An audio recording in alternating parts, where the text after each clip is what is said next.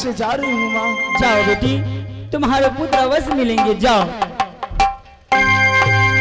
ये दुर्गा ये चलती ये की लागे मैहरा,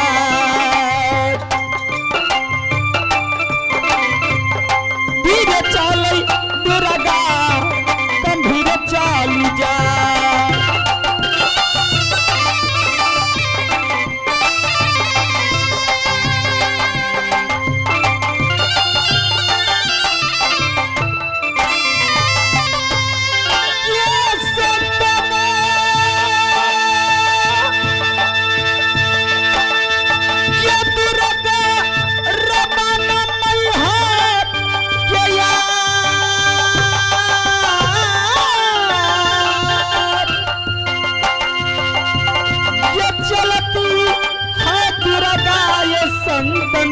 किला है मैहार में,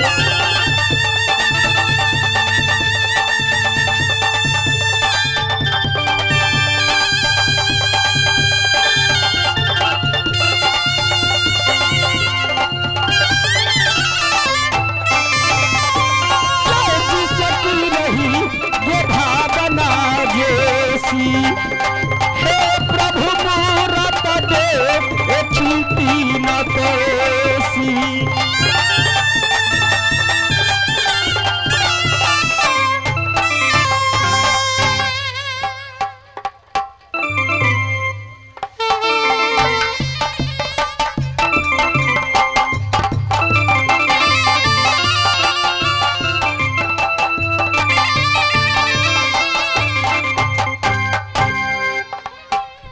चलवा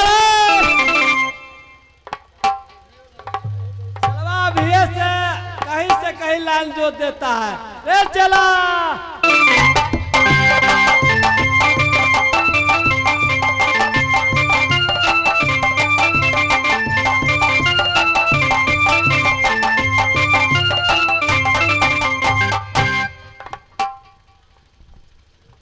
हेलो।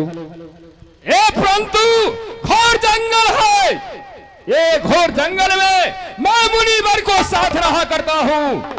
हर हमेशा जब मैं कुट्टी से निकलता हूँ, मेरे गुरुजी कहते हैं कि बेटा कहीं नहीं जाना, ये घोर जंगल है, बाघ हरिन रहता है, बेटा तुम हमको नजर से कहीं दूर नहीं रहना। आज मैं जा रहा हूँ जहाँ मेरा गुरु आश्रम है। मेरे गुरु महाराज इंतजार में बैठे होंगे कि बेटा अभी तक चेला नहीं आया है। इस समय मैं जा रहा हूँ, गुरु जी को प्रणाम करूंगा, गुरु को सेवा करूंगा, हर दाम जापूंगा याबा राम जी के नाम, नाम हम जपेंगे याबा घोर जंगलों में।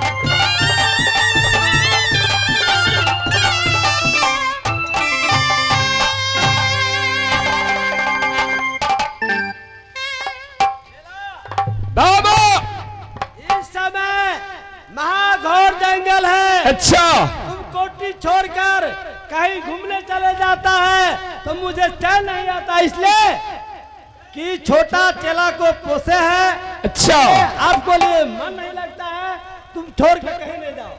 ठीक है बाबा, आप कहिएगा तो मैं इस जंगल में रहा करता हूँ। अच्छा। जंगल में आपके होते हुए हमें कोई चीज का डर भर नहीं है। हर दाम बाबा अब कोई आशीर्वाद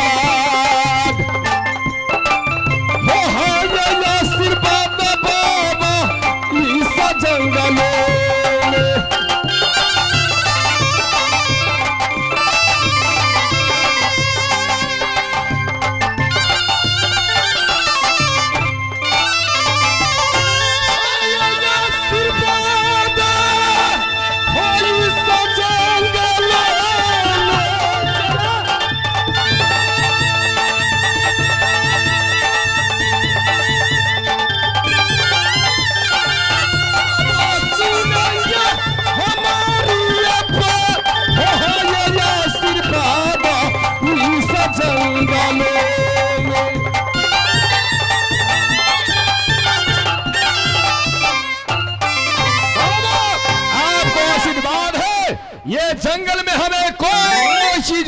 बिगाड़ नहीं सकता है। चेला, एक बात गौर से सुन लो। अभी तो जो समय है, अच्छा साल बल का दुनिया चल रहा है। अगर मुझे से कुछ गुण लेना है, कुछ प्रभाव लेना है, तो मुझसे मांग सकते हैं। बाबा ना कि बचेगा बाबू। अच्छा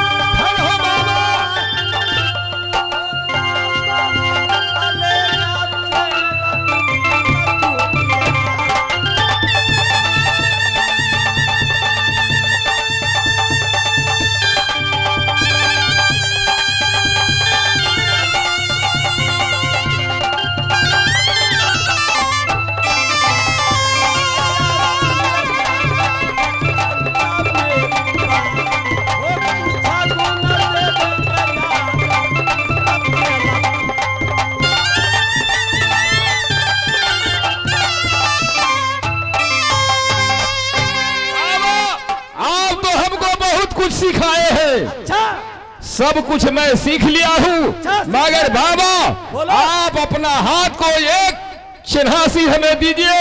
हम कोई जंगल में जाएंगे, सही बात। बाबा हमको हाथ में आपको चिन्हासी रहेगा, न हमको कुछ बाघ हरिण कुछ नहीं बिगाड़ सकता है। बाबा मैं आपको सेवा करता हूँ, बाबा अपना हाथ से कोई निशानी हमें दे दीजिए। हर हमेशा मैं हाथ में लेकर, बाबा आप कहिएगा लकर तोड़ को लाने के लिए मैं ले आऊंगा। कोई जंगल से लकर तोड़ कर ले आऊंगा, कोई जंगल से फल फूल तोड़ कर ले आऊंगा। बाबा ये 70 साल का सोटा है। अच्छा समझा? ये सोटा में बहुत ताकत है और बहुत गुण प्रताप है। अच्छा झूठा मारेगा तो सचा लगेगा, अच्छा सच्चा मारेगा तो झूठा लगेगा। क्या तुम्हारा विजय प्राप्त होगा। ये 70 साल का सोटा है। क्या गुरु भाई? साले हमरा से हाथ मिलबै छै, हमरा से हाथ मिलबै छै। पोसपाल के सियान कर देलियो। ये बात तो सही है गुरु भाई। अज्ञान हो गलो तो चिन्हबे न करे छै। मैं तो हर हमेशा आपको गुरु भाई कहता हूँ। आपने सही हमके पोषपाल को आपने जवान किया है, लेकिन तुमको पोसने में हम लोगों के कितना समय बर्बाद हुआ। ये बात तो सही है, कितना बर्बाद हो गया। दूध के लिए हमको क्या था रास्ता है, और तुमको जर्सी गाय तुमको खरीदाया था। ये बात तो सही है। मैं नाम लेता हूँ गुरु भाई को, गुरु महाराज को नाम लेता हूँ, हर हमेशा नाम जपता हूँ। अच्छा सुनो, हम लोग वचन वंश है, अच्छा संत है, संत को अंत नहीं है। ये बात तो सही है। ये हम लोगों को साथ है तो तुमको उपकार करेंगे। बाबा देखिए, हम लोगों को वचन वंश है, किसी को साथ पकड़े है उसको निवाह कराया जाए, इसको कोई हुनर दे दिया जाए। आपको सामने हुनर दे रहा है, इसलिए हम लोग को वचन वंश जी। चलो चलो पहले कुश्ती खिला दीजिए बाबा। दाव पे ये हमारा चेला है ना, अच्छा चेला से पहले कुछ कुश्ती खेल लो। अच्छा ठीक है, ये गुरु भाई सब दाव जानता है। यही जानता है। ठीक है, आप कह रहे हैं कि बाबा ये चेला है, ये सब कुछ सीख कर पक्का हो गया है, इससे पहले कुश्ती सीख लो, दाव सीख लो, कोई जंगल में रहेगा तुम विजय प्राप्त करेगा। ठीक है बाबा, मैं जा रहा हूँ गुरु भाई से कुश्ती लड़ने के लिए। हमसे खेलना तो हिम्मत लगा करके खेलना। अच्छा ठीक है गुरु भाई, आप जैसे कहिएगा वैसा ही खेलूंगा। हमारा ताकत के और अंत नहीं है। अच्छा इतना आपको ताकत है, ठीक है तैयार हो जाइए।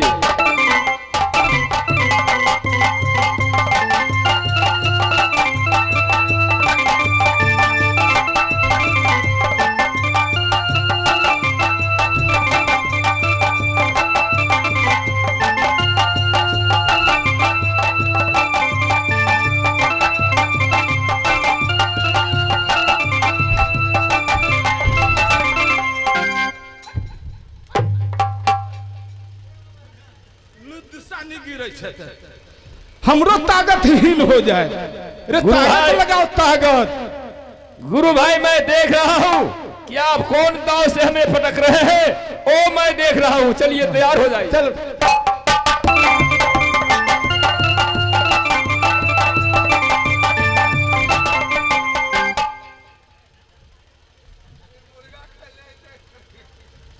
वही जो पट्टे कदल के हम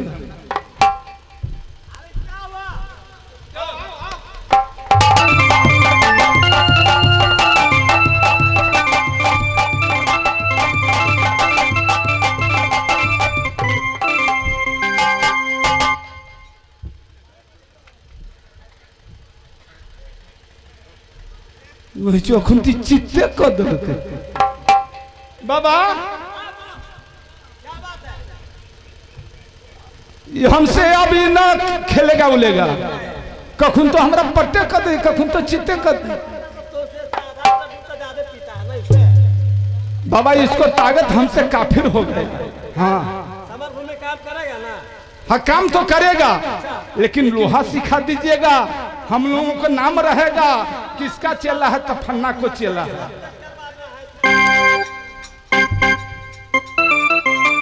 बाबा सबसे पहले मैंने गुरु भाई से सारा दाव पेच सीख लिया हूँ। अब मैंने यह सोचता हूँ गुरु जी से मैंने पहला चिन्हासी ले लेता हूँ। कोई जंगल में रहूंगा, हमें बाघ हरिन कुछ नहीं बिगाड़ सकता है। सारा चीज में तो पक्का हो चुका है। अच्छा ताकत भी आपको पास हो गया है। अच्छा दोनों आपने एक से आजमाश कर लीजिए, इसके बाद पक्का आपको सामान मिलेगा। ठीक है बाबा, आप जो परीक्षा लेना है वो ले सकते हैं।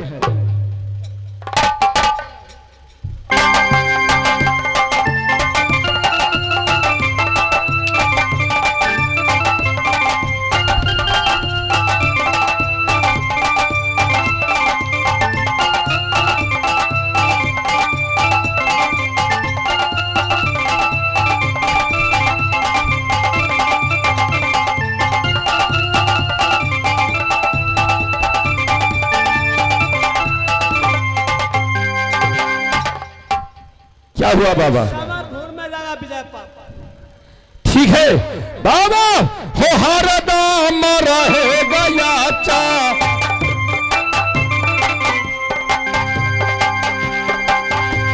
हरदम आशीर्वाद रहेगा इस जंगलों में।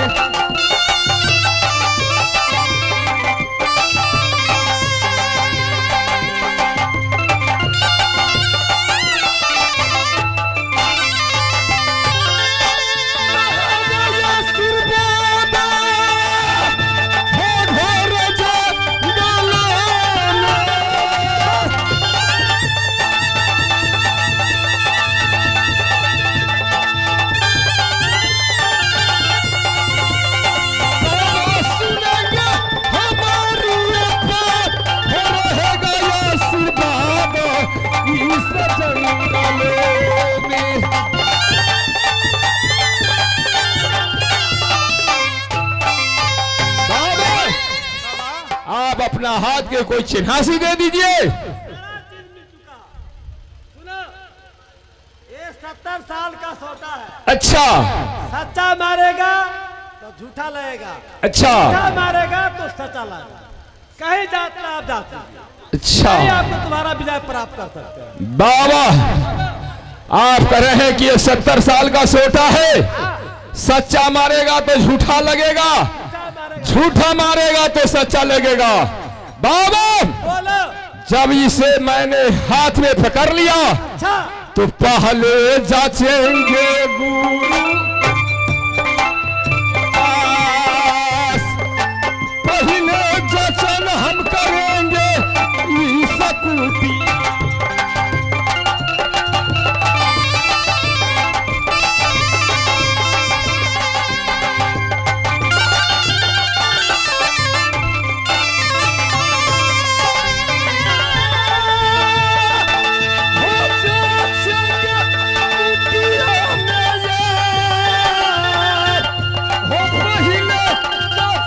हम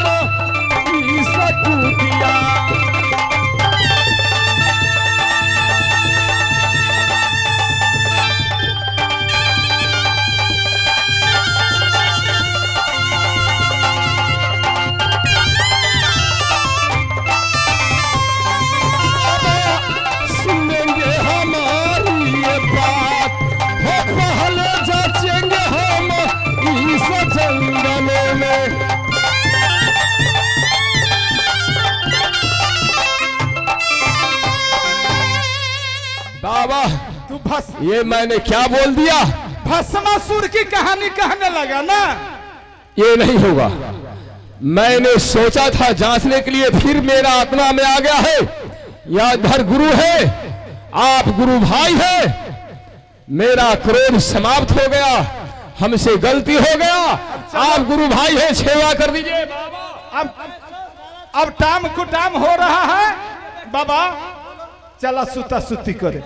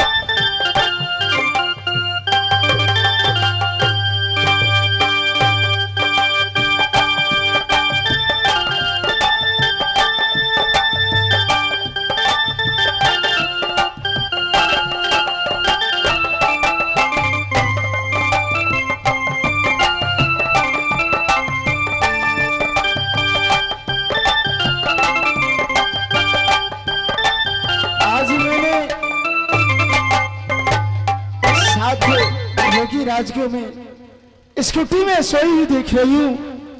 आज मैं सेवा करके स्कूटी से वापस जाऊंगी। जोगी राज को नींद टूटेंगे तो मुझे जरूर पुकार करेंगे। हे भगवान,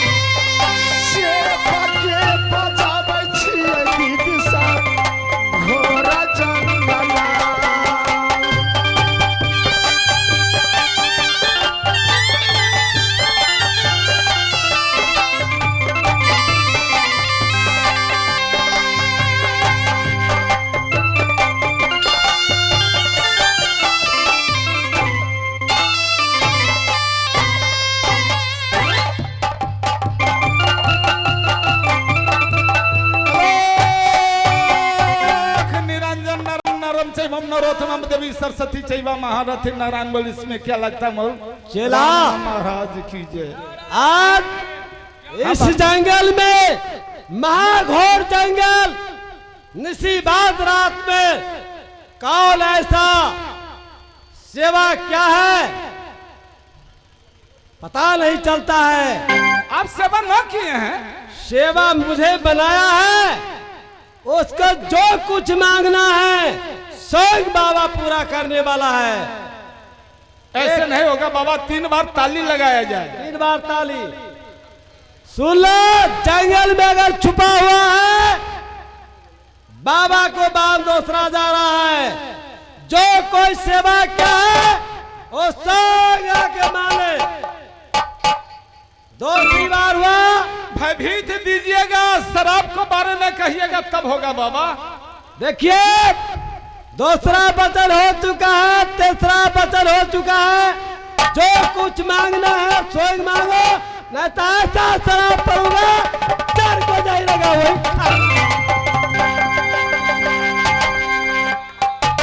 बाबा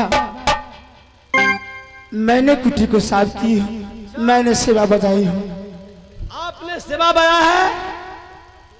इस महाजंगल घोर में आने के क्या कारण है, क्या मांगना है बोलो। ए भगवान मुझे वचन दीजिए तो मैं कहकर सुनाऊंगी। क्या आप नित भुवन के रहने वाला, इंद्रासन में रहने वाले हो, महामुनि में जो मांगना मांगे पूरा हो सकता है। जब तक आप वचन नहीं दीजिएगा तब तक मैं नहीं कुछ मांगूंगी। टाइम न है, वचन दे दिया जाए। अरे कौन ऐसा भिखारी पहुंच चुका है कुट्टी पर, कोई समझ नहीं आता है, न बस्तर है कुछ नहीं है। ठीक है देते हैं, हम लोग संत है तो किसी को उधार करने के लिए नहीं है। गंगा क्रिया विशेषर क्रिया, जो ठाकुर की चौक उठाए, जीता गंगा मुझे न मिले, मिला कहा करो स्नान। तोरी कहानिया में जो कोई चुके का कुश्ती न भगवान। हे भगवान बोलो आपके पास क्या गो चेला है? मेरा पास चेला तो दो ठो है। दो गो चेला है? हाँ। आप लेकर 3 मूर्ति है। 3 मूर्ति है। ए बाबा बोलो। ये गो चेला बा मोरो बउआ